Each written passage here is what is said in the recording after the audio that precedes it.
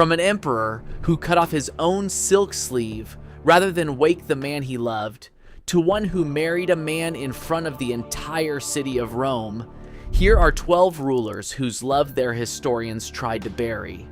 Some of it is carved in marble and stamped on coins. Some of it is a lie their enemies invented. I will tell you which is which every single time. Number 12. The Emperor Galba. Galba ruled for barely 7 months during Rome's chaotic year of 4 emperors. He was emperor long enough to strike coins with his own face on them, and you can still hold one of those coins today, but not long enough for history to learn much about him. Our main source for his private life is the historian Suetonius, writing decades later, a man who loved a scandalous detail.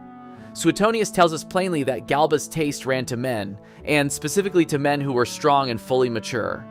He even records that Galba was so devoted to one particular man that when the man's family tried to interfere, the emperor's feelings did not waver. One line in one later historian is not much to build on, and this is the weakest entry on the list. But Suetonius states it calmly, not as his big accusation, which oddly makes it a little more believable, not less.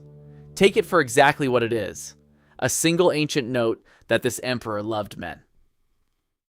Number 11. The Emperor Commodus. You may know Commodus as the villain from the film Gladiator. And the film was not inventing his vanity. There is a marble bust of Commodus that survives to this day in Rome, in which the emperor has had himself carved wearing a lion skin over his head and holding a club, dressed up as the god Hercules. That is the man we are dealing with. He fought in the arena. He renamed the months of the year after himself. But here I have to be careful, because our source for his private life is a collection of imperial biographies called the Historia Augusta, one of the most notoriously unreliable documents to survive from the ancient world, stuffed with invented letters and fabricated quotes. That source claims Commodus surrounded himself with male favorites who held real power at his court. Do I believe it? Partly. A man of enormous appetites and terrible judgment, with powerful favorites around him, is entirely plausible. But the specifics come from a text that lies constantly, so I will not repeat them as fact. This one is a maybe, and I would be lying to you if I called it anything stronger. Number 10. The Emperor Otho. Otho was another of the short-lived emperors of that same violent year, and his coins and portrait busts survive alongside Galba's. But before he ever wore the purple, he was the close companion of the Emperor Nero, who you will meet much higher on this list. Ancient sources describe the two of them as inseparable, partners in luxury and in mischief. Several writers strongly imply that the bond between Otho and Nero was romantic, that Otho was for a time one of Nero's intimate favorites, before the two fell out spectacularly over a woman they both wanted. This is better attested than Galba, because the same picture is painted across more than one source. It is still filtered through historians who wanted both men to look decadent, so hold it loosely, but the closeness was real, and their contemporaries clearly understood it as something more than friendship. Number 9. The Emperor Elagabalus. Elagabalus is one of the most debated rulers in all of Roman history. The face survives on coins minted across the empire and in marble in Rome. What that face actually belonged to, we are still arguing about. Our sources, the historian Cassius Dio and that same unreliable Historia Augusta, describe a ruler who broke every Roman gender rule there was. They claim Elagabalus married a man, a charioteer named Hierocles, took the role of the wife in that relationship and preferred to be addressed as a lady rather than a lord. But this comes with two honest warnings. First, the sources are savagely hostile, written to destroy this emperor's memory, so the details may be exaggerated or simply invented. Second, this is genuinely contested ground today. Some modern historians argue that if we take these accounts seriously at all, Elagabalus might be better understood not as a gay man, but as a transgender person, someone we would today recognize with she and her. I'm not going to plant a flag and hand you an answer, because the honest position is that we are reading hostile ancient gossip and trying to glimpse a real person through it. What we can say is this: a ruler defied Rome's gender expectations so completely that 18 centuries later, we still cannot agree on who they were. Number 8. The Emperor Cheng of Han. Now we cross to China, and the tone changes completely. Because here it is not gossip whispered by an enemy. It is written into the official history of the dynasty, on silk and on bamboo, by court historians who saw nothing scandalous in it at all. That history simply states that Emperor Cheng had a male lover named Zhang Fong, and that he lavished enormous wealth on him. The emperor even arranged a marriage for Zhang Feng to a relative of the empress, purely to raise his status and keep him close at court. And then his own mother, the formidable Grand Empress Dowager, decided this had gone far enough. She wanted an heir, so she had Zhang Feng framed for a crime and driven out of the capital. The emperor was powerless to stop her, but the two men refused to be separated entirely.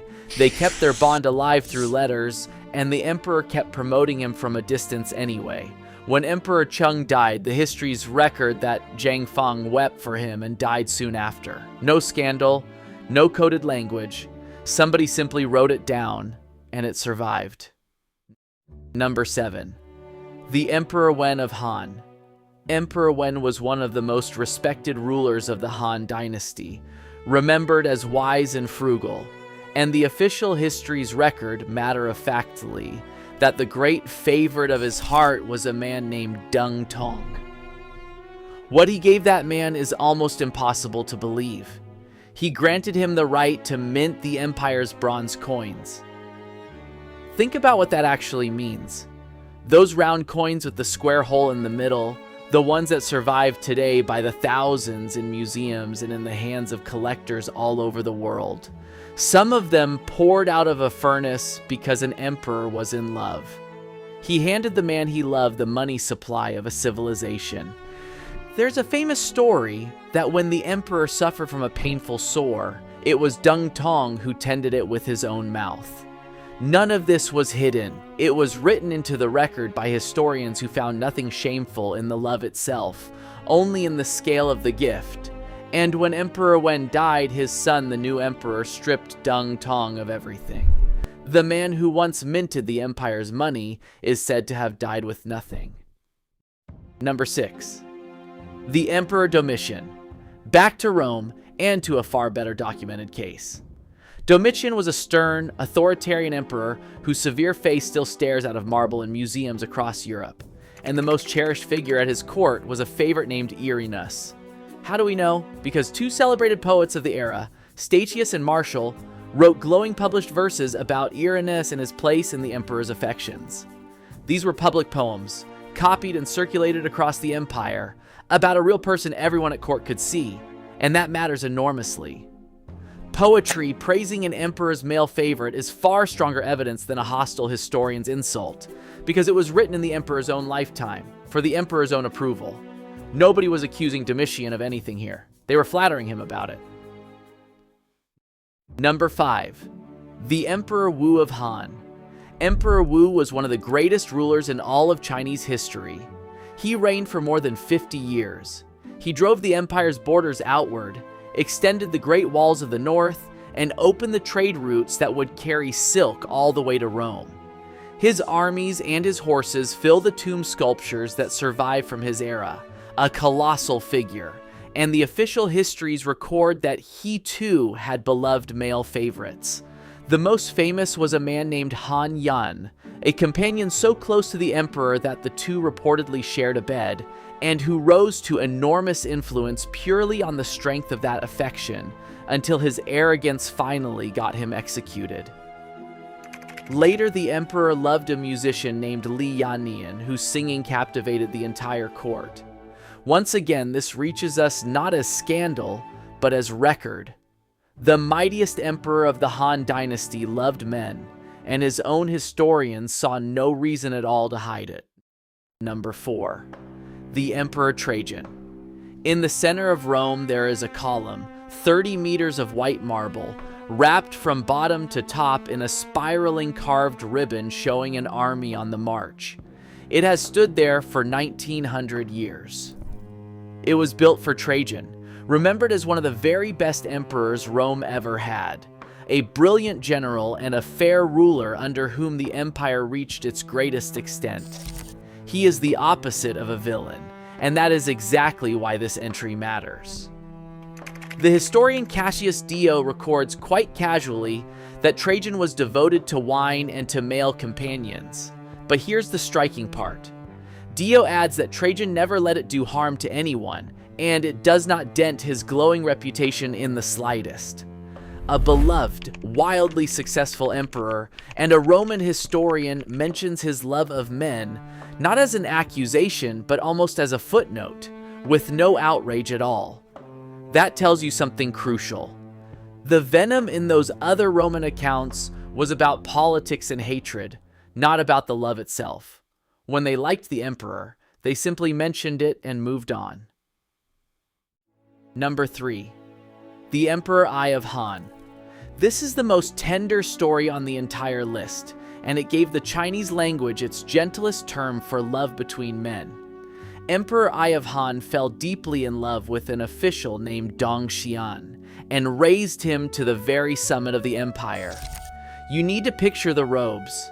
Han silk survives today, pulled from sealed tombs, so fine and so light that a full garment can weigh less than a bar of soap, with sleeves cut enormously wide. One afternoon, the two men were sleeping side by side, and Dong Qian had fallen asleep across one of those wide silk sleeves. When Emperor Ai had to rise for official business, he could not bear to wake him. So he took a blade and cut the sleeve clean off his own robe rather than disturb the man he loved. From that single act, the phrase "the passion of the cut sleeve" entered the Chinese language as a poetic term for love between men, and it has survived for 2,000 years. Emperor Ai loved him so completely that on his deathbed he tried to hand him the entire empire. It did not work, and the story ends in tragedy. But the love and the cut sleeve were written down without shame and never forgotten. Number 2. The Emperor Nero. Nero is one of the most infamous names in history. He built himself a palace so vast and so gilded that it was called the Golden House, and you can still walk through its buried rooms beneath Rome today. His face is on coins in every major collection in the world, and his relationships with men are among the best documented on this list, attested by Suetonius, Tacitus, and Cassius Dio alike. 3 separate sources, all hostile to him, all agreeing on the central fact. And that fact is extraordinary. The Emperor of Rome went through full public marriage ceremonies with men, not private arrangements, ceremonies with veils and dowries and witnesses and guests staged out in the open. Tacitus describes Nero marrying a freedman named Pythagoras and taking the role of the bride himself in front of the city. Now, these writers reported it as proof of his decadence. They hated him, and they wanted you to be appalled. But strip away their outrage, and the fact remains, agreed on by every source we have. A Roman emperor publicly married a man in front of witnesses, and the whole of Rome watched him do it. Whatever else Nero was, and he was a great deal, he was not hiding this. Number 1. He ruled Rome at the absolute height of its power. He walked the frontiers of his own empire on foot. He raised the dome of the Pantheon, which still stands today, unreinforced, the largest of its kind on Earth for more than 1,000 years. He built a wall of stone across the north of Britain that you can walk along this afternoon. And unlike almost every other man on this list, his love was not a rumor, not a smear, and not a quiet line buried in an archive. It was public, it was overwhelming, and he made certain the world would never be permitted to forget it. His name was Hadrian, and the love of his life was a young man from what is now Turkey named Antinous. They traveled the empire together for years, side by side, and then, on a journey down the Nile, Antinous drowned. We still do not fully understand how. What we know is what Hadrian did next, and there is nothing else like it in Roman history. He declared his dead lover a god, not a hero, not a beloved friend to be honored with a plaque, a god. The most powerful man alive used the entire machinery of the Roman state to make the man he loved divine. He founded a city on the bank of the Nile where he died and named it after him. He ordered temples raised, and he had statues carved and carved and carved and shipped to every corner of the empire in such staggering numbers that this is the result. Walk into a great museum today, in London, in Rome, in Paris, in St. Petersburg, and you will find him. The same face, The heavy curls, the downcast eyes, the full mouth. Antinous is one of the most instantly recognizable faces to survive from the entire ancient world. There are more surviving portraits of him than of almost any Roman who ever lived. And he held no office. He won no battle. He ruled nothing at all. His only claim on history is that an emperor loved him. Think about what that actually means. Every other man on this list had his love doubted, hidden, whispered about, or turned into a weapon against him. Hadrian took his and carved it into marble in every province he ruled. He did not merely refuse to hide. He made the man he loved into a god and dared history to look away. And history has not managed it yet. 17 centuries after the empire fell, that face is still there, still watching the room, exactly as Hadrian intended. And these are only the ones who made it into the record